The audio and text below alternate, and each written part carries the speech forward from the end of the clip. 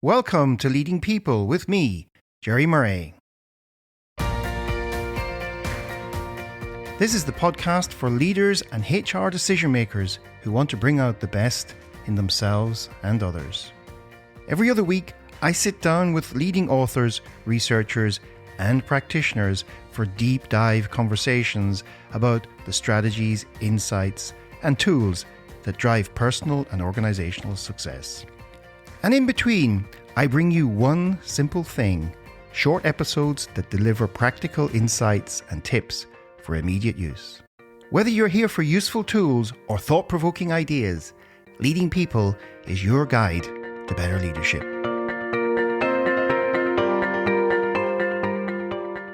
Have you ever walked into a meeting and felt something was off before a single word was spoken? Or have you ever sensed that two teams or two people were never going to find common ground, no matter how good the process? And here's a more personal one. When you walk into a room, do people cheer up or do they start looking for the exit? If any of those questions resonated with you or grabbed your attention, then today's conversation is going to give you a whole new way of understanding and seeing what's actually going on beneath the surface. In your teams, in your organization, and even in yourself. My guests are Briskin and Mary Gelinas, authors of Space is Not Empty, How Hidden Fields Shape Your Life and Our World. What they've uncovered is that the space between people is never empty.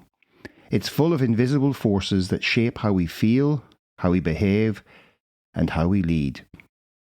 And once you can see those forces, everything changes. So, let's get into it. Briskin and Mary Gelinas, welcome to Leading People. So glad to be here, Jerry. Thank you for the invite.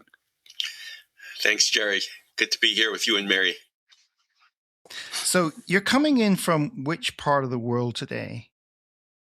Let's see, Northern California, and I'm in Northern California, and Alan is in Central California. Oh, wow. I bet the weather's pretty good there at this time. Well, it's actually pouring rain today here. Oh, my God. What a disappointment. But which is great, because we need it. Well, we're going to bring some sunshine to people's lives now during this conversation. So, okay, good. Before we talk about your book, perhaps please share with my listeners the journey that led you both to where you are today. And were there any epiphany moments along the way? Mary? Well, thank you, Jerry. Yes, I am a longtime experienced organization development consultant. I've worked in all sectors for decades. And how Alan and I connected is we were at a conference of the Global Learning and Exchange Network. Gosh, this goes back, I think, 8 years ago now, where we connected. And I happened upon Alan talking with our dear friend and colleague, David Sibbitt, about the history of field theory. And I wasn't part of the conversation, but I was eavesdropping. And as I listened, I did have an epiphany. So it's interesting you use that word. Because as I listened to Alan talk about his interest in and passion for fields, it was like a lightning bolt went through me. It was kind of was like the missing link for all the collaborative work I've done for so many years. And of course, I always tended to the context in which I was working with clients. But this was a whole different level of information that was exciting and new to me. And I just immediately was drawn to Alan and to that conversation. So, Alan. Thank you, Mary. You know, I think early on, you and I talked about the book's title being Revelations. So again, the theme of epiphany. And my background is 40 years of a consulting practice, leadership coach. I was trained, this is back in the early 80s, in perceiving the unconscious dynamics of groups. And the epiphany there was that there were patterns that were influencing groups below consciousness. and defensiveness, for example, or confrontation and aggression. These were patterns in groups that any individual may not be aware of, but was influencing everyone's behavior. And so the epiphany here was to be attentive to patterns. And I began looking at the research that was being done on fields. And we're talking in biology, Rupert Sheldrake; in psychology, Jung's notion of the collective unconscious; in physics, David Bohm's notion of the implicate order. And I began really just trying to understand how these different perceptions of reality were coming together, mostly invisible to anyone in everyday life.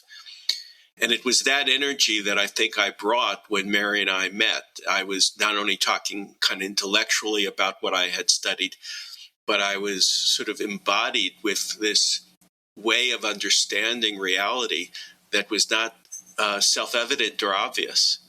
And Mary became kind of if Fields was the missing link for Mary, Mary was the missing part of bringing this book into manifestation. Because she brought her own background in neuroscience. We both shared having worked with many different kinds of organizations and people. And we began to see that it was in the embodied state. It was in paying attention to one's own emotional regulation, to one's own fantasies, to one's own inner life, that opened a portal to seeing larger patterns in groups and in society. Okay, so I hope, as somebody who comes from rural Ireland, I hope now the listeners know that we're not talking about agriculture here. Specifically, we're talking about a whole different notion of what a field is, and it's actually thanks to something that probably was in the field. A mutual acquaintance called Marcia Reynolds, who was a previous guest on the podcast, who said, you've got to talk to these people because it's so relevant to coaching and so many other things that are going on in the world today. So let's get to the book itself. The title is Space is Not Empty: How Hidden Fields Are Shaping Your Life and Our World. Okay, so who is this book for and why now? I think this book is for, you mentioned several leaders, consultants, coaches, and leaders who are, not necessarily in formal leadership roles. As Parker Palmer once said, we cannot not lead. We're always influencing the space that we're in. We're always influencing the people around us. And I think why now is, fields are where interactions take place. And they are, the fields are filled with forces, both visible and invisible, that are influencing our emotions, our body sensations, and what we do and say. Unfortunately, most of that goes on an unconscious level. So for now, when you point to now, I think it's more needed than ever that we're able to track our internal, you might call it atmosphere, or we call it the personal field inside us, so that we can both perceive what's going on for us, but also perceive what's going on in the space in which we are interacting, so we can make conscious choices about what we want to do, what we want to say, as opposed to being driven perhaps by the more primitive parts of the brain. If we're in a state of upset or anger or fear, because the more primitive parts of the brain can start driving our behavior outside of our awareness unless we become aware of it. And that's what I think one of the emphasis for us, for Alan and I, is around why becoming aware of fields is perhaps more important now than ever, given what's going on politically in our country as well as around the world. So, Perhaps, Alan, what Alan, would you at add? its most basic level, perhaps you could talk a little bit about what you mean by fields, because you mentioned some physics and various other influences way back from your early days. Perhaps you could, for my listeners, help define maybe from that perspective what do you actually mean by fields? Thank you for the question, Jerry. Let's go back to your rural Ireland and the field. This is a space, and within that space, different things are growing underground. Cows may be above the ground. People come in and out. Rain comes into the area. So if we think of field as a basic metaphor, we're looking at the entire field, not just one part of it. And why this is important for organizations, for social interaction. So the book is for, if you will, concentric circles of that a person who is dealing with challenges in their life, they may be emotionally upset at times, they may have things that keep happening to them, that the book will help them think about their own patterns and how to disrupt those patterns for more life-giving purposes. But they'll also realize that how they interact with people is affecting the people around them. If we think very basically, when you walk in the room, do other people cheer up or do they slowly start leaving?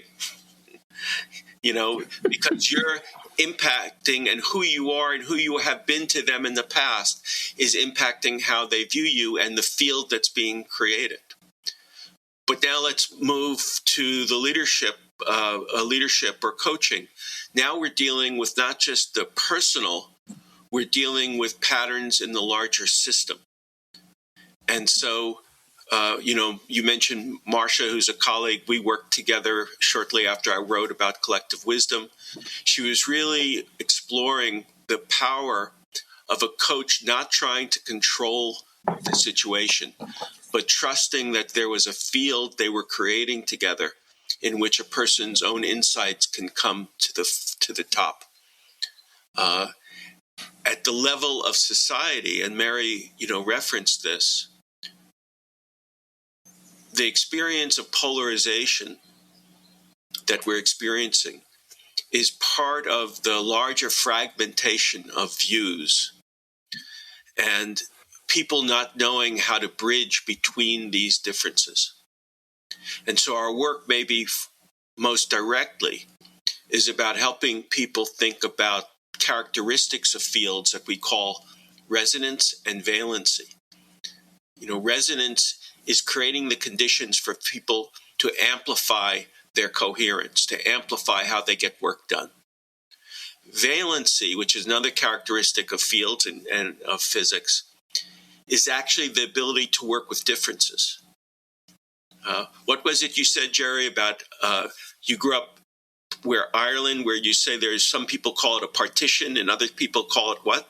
What was it, the difference? Well, some people call it a border, because I grew up near and some people prefer to call it a sort of partition or a temporary line on the map. And once again, that's coming from their respective perspectives on defining whatever that means for them.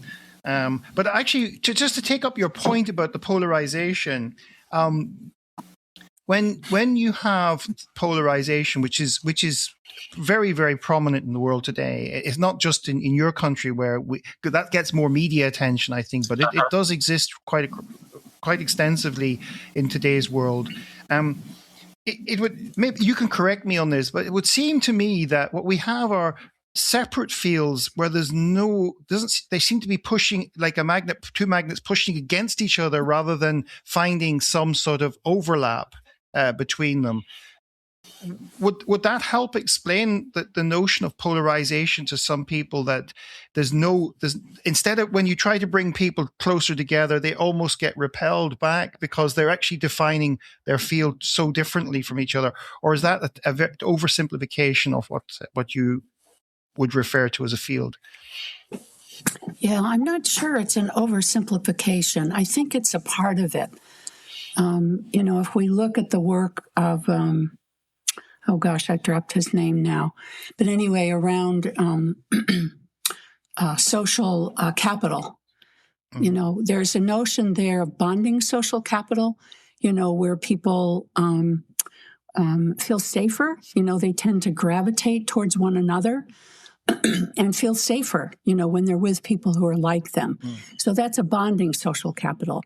But there's bridging social capital, and that's a harder resource to tap, because bridging social capital means that we are consciously and hopefully skillfully reaching out to people who really differ from us. They have a different worldview, they have a different mindset, and that is a harder social capital to build. And I would say that the bonding social capital and the bridging social capital have a particular field of energy.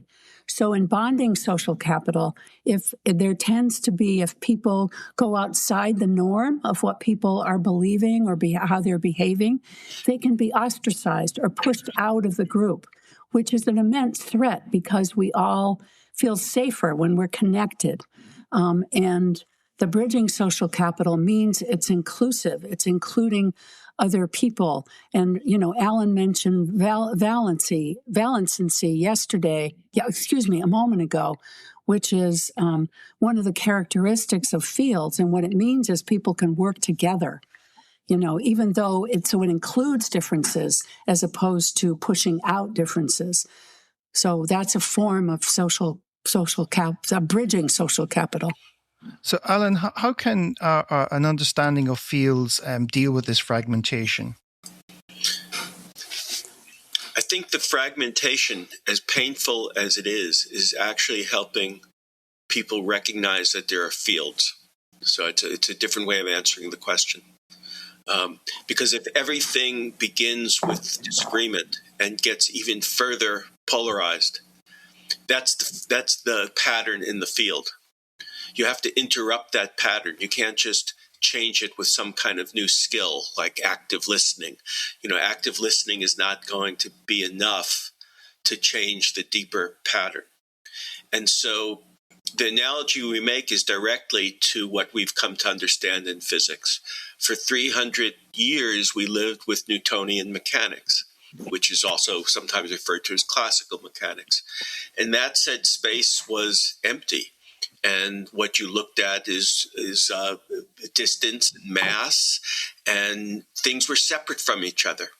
And there was really no way of connecting things together because things were just separate and had to be either forced together or split apart. That changed, obviously, with Einstein, and we get relativity. And these are different, referred to as mechanics again. And it's what you were pointing to earlier, Jerry. It's just everyone has their own view. It's all just where you stand. So there's no connectivity. It's all just separate ego tunnels and everyone choosing who they want to agree with. The idea of field is an idea essentially of that we are connected, that we don't stop at the separation of Newtonian mechanics or the relativity of Einstein. We move forward to what's now referred to as quantum field, which is at the macroscopic level. Something else is happening that we're not recognizing. At the microscopic level, something is happening that we don't recognize. And that's what fields means. It's a shift, that we are connected. And now we have to find our way back to what that connection can allow us to do.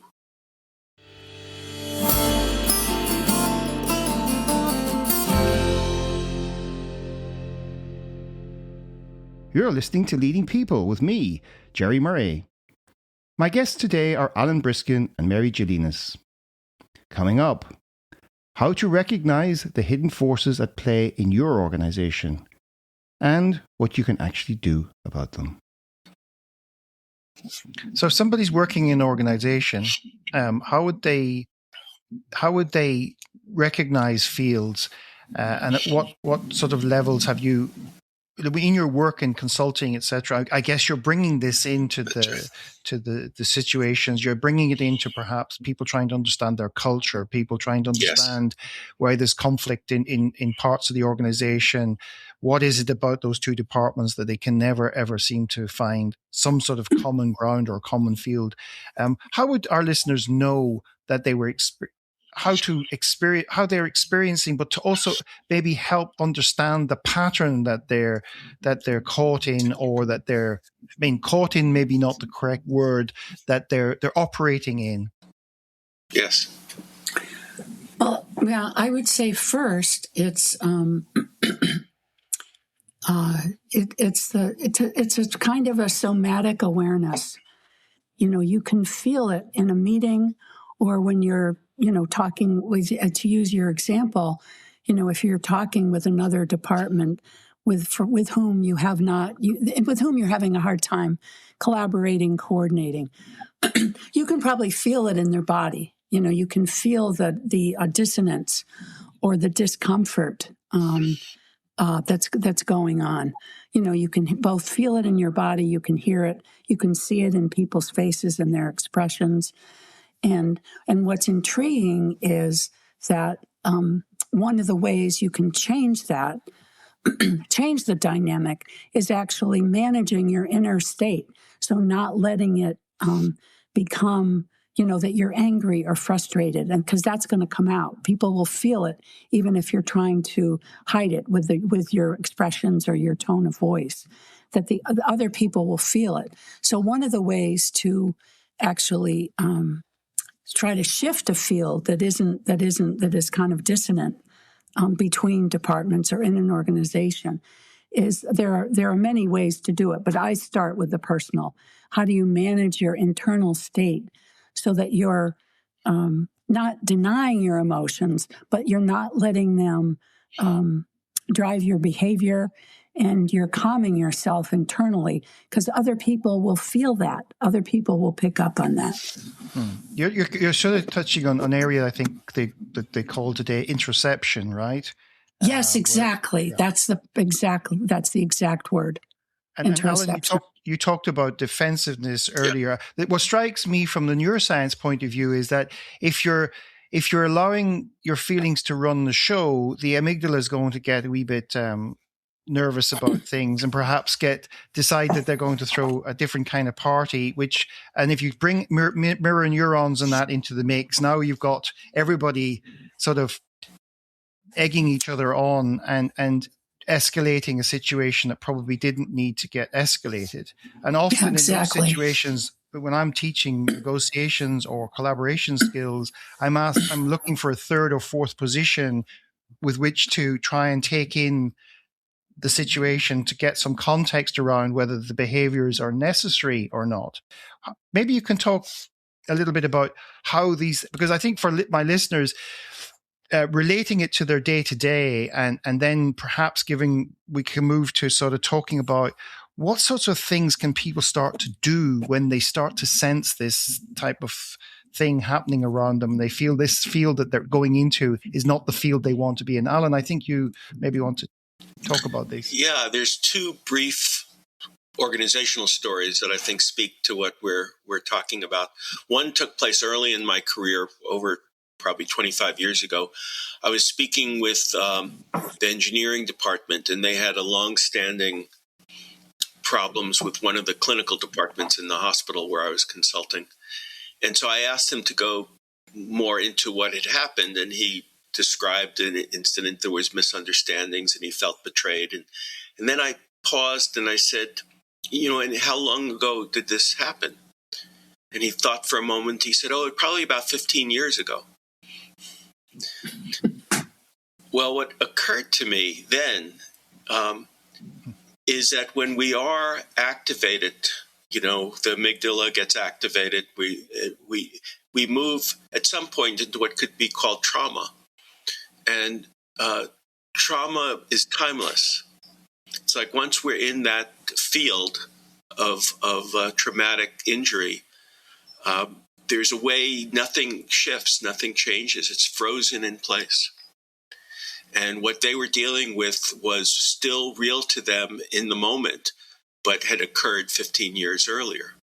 Fast forward to an incident last year where I was working with what was supposed to be a partnership between a nursing director and a chief of surgery. And when I talked to the nursing director individually, she very vaguely mentioned that there was a bad vibe between them. And I didn't respond right away, but when we talked again, I said, you mentioned this bad vibe. What were you referring to? And she described an incident where he had been quite angry about something and been in her office in an enclosed space. And she felt really intimidated by that and came to the conclusion that she never wanted to be in a room with him again. Well, how could they ever partner if that was the underlying unsaid feel between them? And they both agreed to talk with each other, with me there, and try to describe what happened without judgment or accusation. And I worked with her just so she could get a sense of how to do that without spilling over into the way she felt violated. She did a remarkable job. And in response, the surgeon said, "I apologize. I would never want you to have to feel that way again."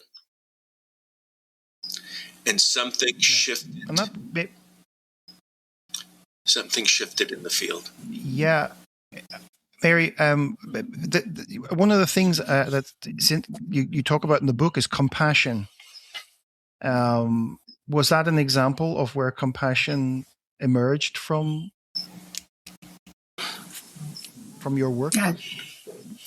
Yeah. It certainly appears to have been, and I think one of the important aspects of field awareness, is if we experience ourselves as being interconnected with other people, like in the example that Alan, the two examples, how the larger space affects us, and even over years, it's still affecting us. That one of the, I think, important aspects of importance of field awareness is noticing our impact on other people. That we know that we're interconnected and we affect other people. And are we affecting them in the ways that we want to? So sometimes, and in this case, fortunately, Alan was working with people who were open to that possibility of actually sharing, talking with one another about their impact, the doctor's impact on the nurse's behavior. That's very tough to do because it's a level of honesty and intimacy that can be very challenging for people. And yet it's where's the juices, where we can actually know, oh gosh, that's the impact I had. I didn't intend that. So that's the compassion part. When you hear the impact, it's, and that doctor fortunately just opened up with compassion. It's like, oh gosh, I'm really sorry. Don't want to do that. So from the field perspective, what's preventing, but I'm sure there's lots of people listening to this now going, I'm having those experiences in my daily life, or I'm witnessing them in organizations I either work in or work for. What's preventing people from doing what you just said, Mary, was quite challenging to do? What sort of forces are holding in place an inability to address these things? I just had this conversation with a client yesterday afternoon. So your question is perfect. Can I just say, Mary, before you answer, you do talk about synchronicity in the book as well. Yes, we do. So this is a moment. This is a moment of synchronicity for you. This is a moment of synchronicity. Thank you, Sherry. That's true. Yeah. So when I talked with my client yesterday, it was trying to, because they were all talking about the difficulties they had together working as this is a leadership team of a governmental agency. And, they were all talking about the issues, but they never spoke to one another, So, that'll be my next step with them. But I, they did right towards the end begin to speak directly to one another about behaviors that were influencing them in not very positive ways. But I had said prior to them going there, is I talked about the difficulty for human beings. There's a level of intimacy. There's a level of fear. If I say this, am I going to hurt the other person? If I say this, are they going to fire me? Or are they going to decide they never want to talk to me again? So I think what gets threatened in those kinds of difficult conversations, because our sense of survival is so connected to our sense of connection and belonging, when that belonging gets threatened, that sense of connection and belonging, we don't want to go there, because I think it's tied in to our deep sense of survival. We learn to survive in tribes. So it's really a very ancient legacy from our time. Yeah. So this podcast is entitled "Leading People," right?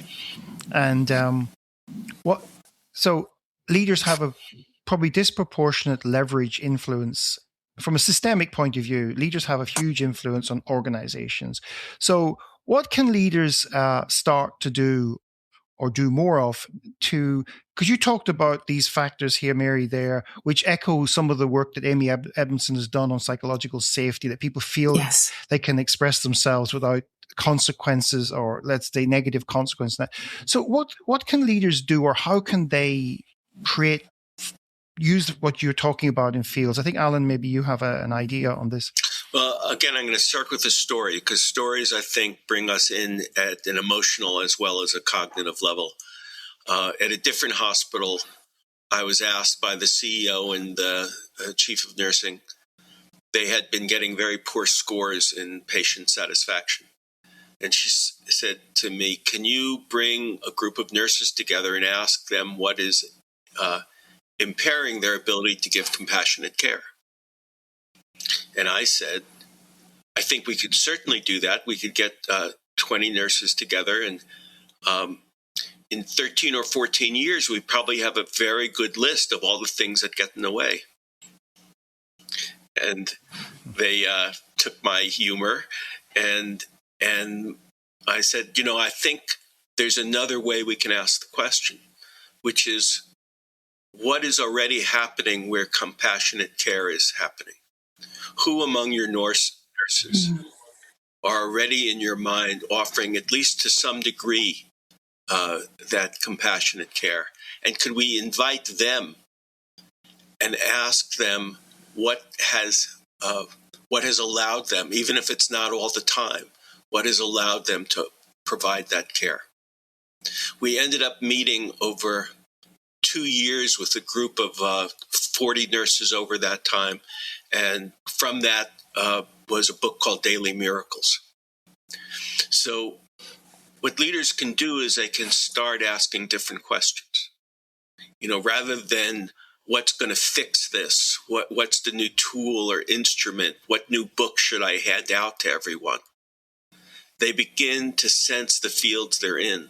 What is working? Why is it working in those cases?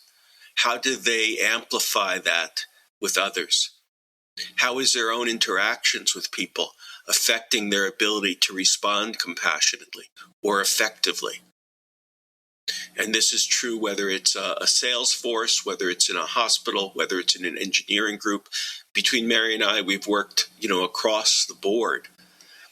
And I think what I hope people get from the podcast is that we're asking the wrong questions, partly because we're living in a delusion. We're living in the delusion of our separation or of just relativistic thinking. The bigger story here of the book is that we have to ask different questions, and we have to show up differently for anything to be different. I'm hearing about pattern recognition in what you're talking about. That, you know, I'm a big fan of systems thinking. I have been for a long, long time, and it always never ceases to amaze me how limited people's awareness are of systems and impacts and consequences. And like your example there about looking for what's wrong, that almost looking for who to blame rather than looking for what's right. I'm using wrong and right selectively here. Well, what's actually working versus what's not working, and modeling in some way what's working and understanding what patterns drive what works is probably actually a more efficient use of leadership time. No? Yes, absolutely, Jerry. You're very much picking up, and because you mentioned synchronicity, I want to come back to that. We know the word now, and we kind of know it has to do with things happening unexpectedly, but its origins was actually developed by Carl Jung and a physicist named Wolfgang Pauli. And what they were investigating is that we had a delusion about time, that we thought everything happens from a material cause. And Jung was seeing in his own practice that things were happening not just out of mechanical cause and effect, but out of meaning, out of how people are working different their emotional life is active, and that activity tends to bring forward actions from outside that coincide with it. And so even the notion of time has been an era of perception. And when we think of change, I think no longer can we think of this 5-year plan and that each phase will be exactly mechanically lined up with each other. But we have to be able to ask the questions that you're pointing to, Jerry. What is working? And what are the patterns behind that? Mary's and my work, we're systems practitioners, but with fields, we took the idea of systems to a more embodied and emotional plane. Yeah. And then it comes a little bit towards this, okay, so we talk about leaders, and at the same time, what about the rest of us? Why is cultivating field awareness particularly urgent in this, let's call it cultural or social moment that we're going through in history? Well, I guess I would say the choice is ours. Do we want to feed the field of fragmentation and polarization and seeing one another as enemies? Or do we want to feed that field of energy and information something different, where we know we're interconnected, that we care about one another, that even though, a different person's perspective may set our hair on fire, and yet we're all, I mean, it sounds so silly to say it, but we're all in this together. And I think what we don't understand is actually what that actually means. So I think being able to notice and to make conscious choices about what do we want to feed the field of energy and information around us. Do we want to feed it compassion and caring and connecting with people, or do we want to feed it something that is, that is not, that is toxic, that is combative, that is truculent, that sees other people as the enemy? And all of that makes a difference. I have seen other times in meetings where one person, even though Alan said earlier, active listening can't change a field, actually, I would say sometimes it can. If a meeting or a group of people are having a hard time with one another, if one person says aloud, I'm noticing that we're interrupting one another. I'm noticing that we're talking faster. And so what I'd like to do is slow this down and try to listen and summarize what I hear people saying, the different points of view. Just that simple act can change the whole dynamic in the room. I suppose the concept of active listening is overbaked, and most people don't really know what it is in terms of its listening for deep meaning is really what we're trying to do. But I want to take what Alan's story, and I want to ask another question based on the story you told there a little while ago, Alan, about the nurses. What gives you hope when you look at the larger social field right now? So let's not look at all the things that aren't working. What sorts of things do you see that have potential to unify this fragmentation? I do think Mary's and my work on this book has given me a new perspective on hope as a survival instinct. And as a practice, I think anyone listening can try out a small act of kindness and see how it affects the field. Whether it's shopping, whether it's with the spouse, whether it's with your children, to see how immediate acts of kindness can alter a situation and alter how people interact. So that's just something you don't have to believe it. You just have to practice it and notice. I think in organizations, because they're social or complex systems, it takes more time and attention. But I want to offer, again, an example of changing the question. When we talk about accountability in organizations, we often don't realize it's within the framework or narrative of reward and punishment. So when we talk about accountability, we're talking about you'll be punished if you don't hit the numbers that I've put out for you. There's a very different way of thinking of compassion and accountability, which is we all want to feel we're contributing. We all ultimately are capable of being responsible for ourselves. How do we call that out? How do we create the conditions for people to take responsibility for themselves, for people not to feel under threat to be able to do something right? And that's a much long-term change, but it starts with people, whether in leadership positions or not. Mary and I take the position that you can't not lead because we are always impacting each other. Yeah.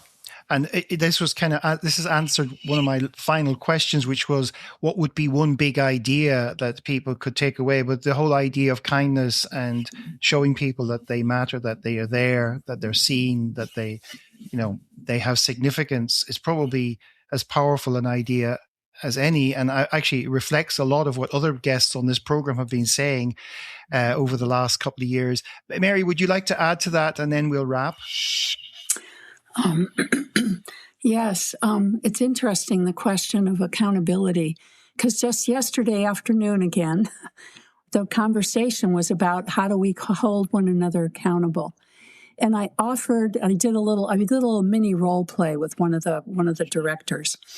And I just said, and maybe instead of saying, why didn't you get this done? The phrase I used, which several people picked up on, was, help me understand why this isn't getting done, how you were not able to get this done when we had an agreement about it. It opened up a whole different conversation for them.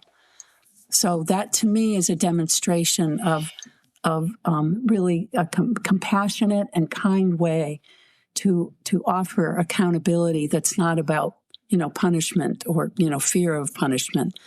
So I think the big idea for me in the book is we are all interconnected. We all impact one another. And how might we choose to do that a little more skillfully and heartfully with one another, with compassion, as you point out, Jerry? That's a beautiful thought to leave my listeners with. How can people contact you both? I guess you're both on LinkedIn, and then there's a website, and I'll put links in the show notes, but how can people reach out to you both? Yes, certainly the book's website is a great place to go. Its space is not empty, all lowercase, no spaces.net. We also are both on LinkedIn. And what would you add, Alan? We both have separate websites for each of us. What would you add, Alan? Well, just to build on what you said, Mary, we're both on Facebook and LinkedIn. under our names, and also under Space is Not Empty. So they can sign up for Space is Not Empty, and then you continue to get the social media posts that we're putting out weekly. Yeah, and we're also now on Substack, so that's another place under the name of the books. And Jerry, thank you so much. I want to thank you so much. Yeah, thank you, Jerry. It's a lovely conversation. Yeah, and I want to just end by thanking both of you, Alan and Mary, for sharing your insights, your tips, and wisdom with both me and my listeners here today.